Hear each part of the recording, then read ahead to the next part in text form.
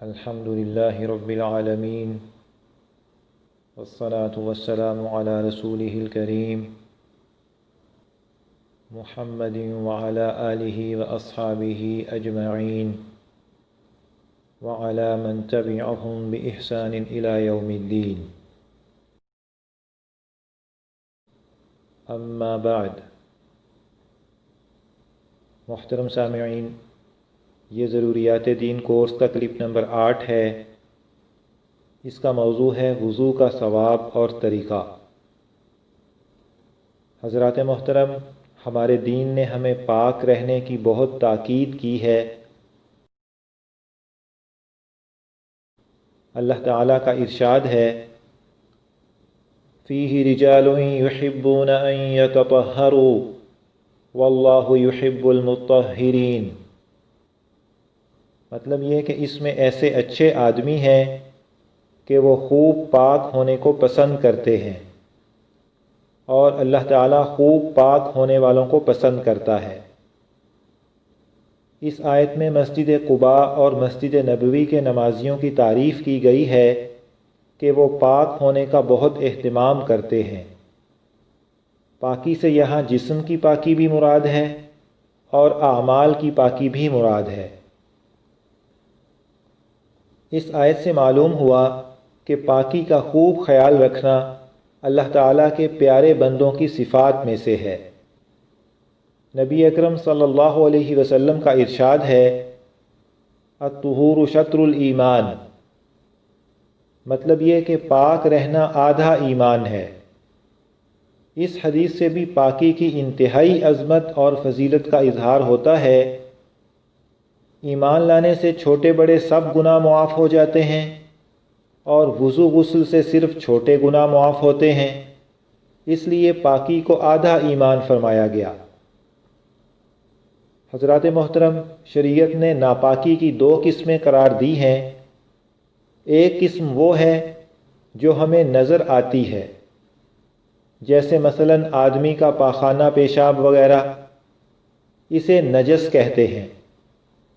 دوسری قسم وہ جو ہمیں نظر نہیں آتی لیکن شریعت کے حکم سے ثابت ہوتی ہے، جیسے وضو نہ ہونا، غسل واجب ہونا، اسے حدث کہتے ہیں۔ وضو نہ ہونے کی حالت کو حدث اصغر یعنی چھوٹی ناپاکی کہتے ہیں، اور غسل واجب ہونے کی حالت کو حدث اکبر یعنی بڑی ناپاکی کہتے ہیں۔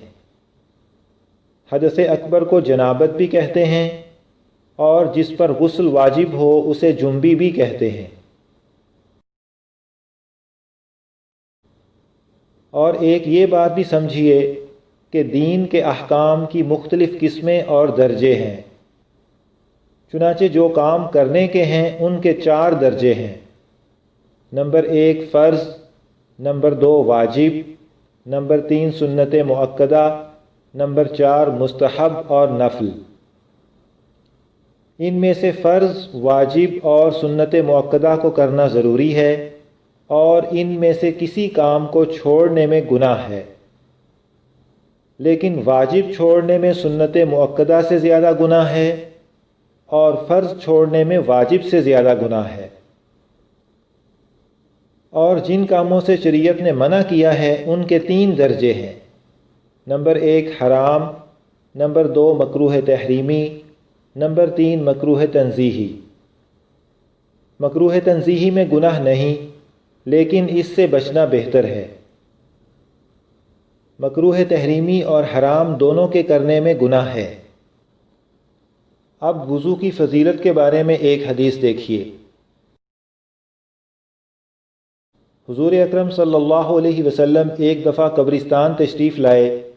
وہاں پہنچ کر آپ صلی اللہ علیہ وسلم نے فرمایا، اے مومنوں کی جماعت، تم پر سلامتی ہو، ہم بھی انشاءاللہ تم سے ملنے والے ہیں۔ میں اس بات کی تمنا رکھتا ہوں کہ ہم اپنے بھائیوں کو دیکھیں۔ صحابہ رضی اللہ عنہم نے عرض کیا، کیا ہم آپ کے بھائی نہیں ہیں؟ آپ صلی اللہ علیہ وسلم نے فرمایا، تم میرے دوست بھی ہو، اور میرے بھائی وہ ہیں جو ابھی دنیا میں نہیں آئے۔ صحابہ رضی اللہ عنہم نے عرض کیا، یا رسول اللہ، آپ کی امت میں سے جو لوگ ابھی نہیں آئے، آپ قیامت میں انہیں کس طرح پہچانیں گے؟ آپ صلی اللہ علیہ وسلم نے فرمایا، مجھے یہ بتاؤ کہ اگر کسی شخص کے پاس سفید پیشانی اور سفید ہاتھ پاؤں والے گھوڑے ہوں اور وہ نہایت سیاہ گھوڑوں میں ملے ہوئے ہوں تو کیا وہ اپنے گھوڑے پہچان لے گا؟ صحابہ رضی اللہ عنہم نے عرض کیا، جی ہاں۔ آپ صلی اللہ علیہ وسلم نے فرمایا، وہ قیامت کو وضو کے اثر سے سفید پیشانی اور سفید ہاتھ پاؤں کے ساتھ آئیں گے، لہذا اس علامت کی وجہ سے میں انہیں پہچان لوں گا اور میں حوض کوثر پر ان کا استقبال کروں گا۔ اس حدیث سے ایک تو یہ معلوم ہوا کہ حضرات صحابہ کرام رضی اللہ عنہم کو بھائی اور ساتھی ہونے کی دونوں نسبتیں حاصل ہیں، جبکہ بعد والوں کو صرف دینی بھائی ہونے کی نسبت حاصل ہے۔ دوسری یہ بات معلوم ہوئی کہ قیامت کے دن وضو کے اعضاء کا سفید ہونا اس امت کی خصوصیت ہے، دوسری امتوں کو یہ بات حاصل نہ ہوگی۔ تیسری بات یہ معلوم ہوئی کہ نبی اکرم صلی اللہ علیہ وسلم کو امت پر بہت زیادہ شفقت اور عنایت ہے۔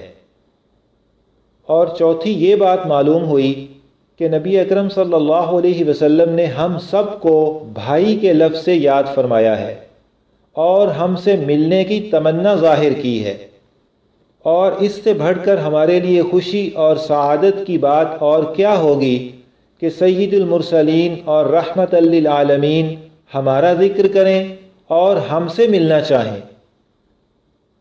اس محبت اور شفقت کا تقاضا تو یہ ہے کہ ہم حضور اکرم صلی اللہ علیہ وسلم کی اداؤں پر مر مٹیں اور اس بارے میں کسی ملامت گر کی ملامت کو خاطر میں نہ لائیں۔ محترم سامعین، اب وضو کرنے کا طریقہ سمجھیے۔ وضو کرنے والے کو چاہیے کہ وضو سے پہلے پاک ہونے کی نیت کر لے۔ بغیر نیت کے وضو کا ثواب نہ ہوگا، اگرچہ وضو ہو جائے گا۔ وضو کرتے وقت قبلہ کی طرف منہ کر کے کسی اونچی جگہ بیٹھے تاکہ چھینٹیں نہ پڑیں۔ وضو شروع کرتے وقت بسم اللہ الرحمن الرحیم کہے اور سب سے پہلے 3 دفعہ گھٹنوں تک ہاتھ دھوئے، پھر 3 دفعہ کلی کرے اور مسواک کرے۔ اگر مسواک نہ ہو تو کسی موٹے کپڑے یا صرف انگلی سے اپنے دانت صاف کر لے تاکہ میل کچیل دور ہو جائے۔ اگر روزے سے نہ ہو تو غرغرہ کر کے اچھی طرح پورے منہ میں پانی پہنچائے، اور اگر روزہ ہو تو غرغرہ نہ کرے کیونکہ اس سے حلق میں پانی جانے کا اندیشہ ہے۔ پھر 3 بار ناک میں پانی ڈالے اور بائیں ہاتھ سے اس طرح ناک صاف کرے کہ ناک کی نرم ہڈی تک پانی پہنچ جائے۔ جس کا روزہ ہو وہ نرم ہڈی سے اوپر پانی نہ لے جائے۔ پھر سر کے بالوں سے لے کر ٹھوڑی کے نیچے تک اور ایک کان کی لو سے دوسرے کان کی لو تک 3 دفعہ چہرہ دھوئے۔ دونوں ابروؤں کے نیچے بھی پانی پہنچائے تاکہ کہیں کوئی جگہ خشک نہ رہ جائے۔ پھر 3 بار دایاں ہاتھ کوہنی سمیت دھوئے، پھر بایاں ہاتھ کوہنی سمیت 3 دفعہ دھوئے اور ایک ہاتھ کی انگلیوں کو دوسرے ہاتھ کی انگلیوں میں ڈال کر خلال کرے۔ انگوٹھی، چھلا وغیرہ جو کچھ ہاتھ میں پہنا ہو اسے ہلا لے تاکہ کہیں اس کے نیچے کوئی جگہ خشک نہ رہ جائے۔ پھر 1 مرتبہ پورے سر کا مسح کرے، پھر کان کا مسح کرے۔ کان کے اندر کے حصے کا شہادت کی انگلی سے اور کان کے اوپر کے حصے کا انگوٹھوں سے مسح کرے۔ پھر انگلیوں کی پشت سے گردن کا مسح کرے، لیکن گلے کا مسح نہ کرے کہ یہ بدعت ہے۔ کان کے مسح کے لیے نیا پانی لینے کی ضرورت نہیں، بلکہ سر کے مسح سے جو بچا ہوا پانی ہاتھ میں لگا ہے وہی کافی ہے۔ 3 بار دایاں پاؤں ٹخنے سمیت دھوئے، پھر بایاں پاؤں ٹخنے سمیت 3 دفعہ دھوئے اور بائیں ہاتھ کی چھوٹی انگلی سے پیر کی انگلیوں کا خلال کرے۔ دائیں پاؤں کی چھوٹی انگلی سے شروع کرے اور بائیں پاؤں کی چھوٹی انگلی پر ختم کرے۔ وضو کے بعد یہ دعا پڑھے، اشہد ان لا الہ الا اللہ وان محمدا عبد اللہ ورسولہ۔ مطلب یہ کہ میں گواہی دیتا ہوں کہ اللہ کے سوا معبود نہیں، اور یہ کہ محمد صلی اللہ علیہ وسلم اللہ کے بندے اور اس کے رسول ہیں۔ حدیث میں آیا ہے کہ اچھی طرح وضو کرنے کے بعد یہ دعا پڑھنے سے جنت کے 8 دروازے کھول دیے جاتے ہیں، جس سے چاہے داخل ہو جائے۔ یہ وضو کا تفصیلی طریقہ ہے، اس میں بعض چیزیں فرض ہیں، بعض چیزیں سنت ہیں اور بعض چیزیں مستحب ہیں۔ وضو کے فرائض۔ وضو میں صرف 4 چیزیں فرض ہیں۔ نمبر 1، ایک مرتبہ پورا چہرہ دھونا۔ نمبر 2، ایک دفعہ کوہنیوں سمیت دونوں ہاتھ دھونا۔ نمبر 3، ایک بار چوتھائی سر کا مسح کرنا۔ نمبر 4، ایک مرتبہ ٹخنوں سمیت دونوں پاؤں دھونا۔ ان میں سے اگر ایک چیز بھی چھوٹ جائے گی یا کوئی جگہ بال برابر بھی خشک رہ جائے گی تو وضو نہیں ہوگا۔ حضرات محترم، اب وضو کے فرائض کے بارے میں کچھ احکام سمجھیے۔ نمبر 1، انگوٹھی چھلا وغیرہ اگر اتنے ڈھیلے ہوں کہ ہلائے بغیر بھی ان کے نیچے پانی پہنچ جائے تب بھی ان کا ہلا لینا مستحب ہے، اور اگر ایسے تنگ ہوں کہ بغیر ہلائے پانی نہ پہنچنے کا گمان ہو تو ان کو ہلا کر اچھی طرح پانی پہنچا دینا ضروری اور واجب ہے۔ نمبر 2، تھوڑی کا دھونا فرض ہے، بشرطے کہ اس پر بال نہ ہوں یا اس قدر کم ہوں کہ جلد نظر آئے۔ نمبر 3، ہونٹ کا جو حصہ منہ بند ہونے کے بعد دکھائی دیتا ہے اس کا دھونا فرض ہے۔ نمبر 4، داڑھی یا مونچھ یا بھویں اتنی گھنی ہوں کہ جلد نظر نہ آئے تو جلد کا دھونا فرض نہیں، بلکہ وہ بال ہی جلد کے قائم مقام ہیں، ان پر پانی بہا دینا کافی ہے۔ نمبر 5، بھویں یا داڑھی یا مونچھ اس قدر گھنی ہوں کہ ان کے نیچے کی جلد چھپ جائے اور نظر نہ آئے تو ایسی صورت میں اتنے بالوں کا دھونا فرض ہے جو چہرے کی حد کے اندر ہیں، باقی بال جو حد مذکور سے آگے بڑھ گئے ہوں ان کا دھونا فرض نہیں۔ نمبر 6، اگر آنکھ یا منہ کو زور سے بند کیا اور پلک یا ہونٹ کا کچھ حصہ خشک رہ گیا یا آنکھ کے کونے میں پانی نہیں پہنچا تو وضو نہیں ہوا۔ حضرات محترم، اب وضو کی سنتیں۔ نمبر 1، نیت کرنا۔ نمبر 2، پہلے گھٹنوں تک دونوں ہاتھ دھونا۔ نمبر 3، بسم اللہ کہنا۔ نمبر 4، کلی کرنا۔ نمبر 5، ناک میں پانی ڈالنا۔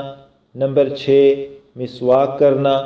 نمبر 7، پورے سر کا مسح کرنا۔ نمبر 8، ہر عضو کو 3 مرتبہ دھونا۔ نمبر 9، کانوں کا مسح کرنا۔ نمبر 10، ہاتھ اور پاؤں کی انگلیوں کا خلال کرنا۔ نمبر 11، داڑھی کا خلال کرنا۔ نمبر 12، ترتیب سے وضو کرنا۔ نمبر 13، مسلسل وضو کرنا کہ ایک عضو خشک ہونے سے پہلے دوسرا دھو لے۔ محترم سامعین، یہاں پر ضروریات دین کورس کا کلپ نمبر 8 مکمل ہوا۔ انشاءاللہ کلپ نمبر 9 وضو کے فضائل و احکام کا دوسرا حصہ ہوگا۔ اللہ تعالیٰ سے دعا ہے کہ ہمیں سنت طریقے کے مطابق وضو کرنے کی توفیق دے، آمین۔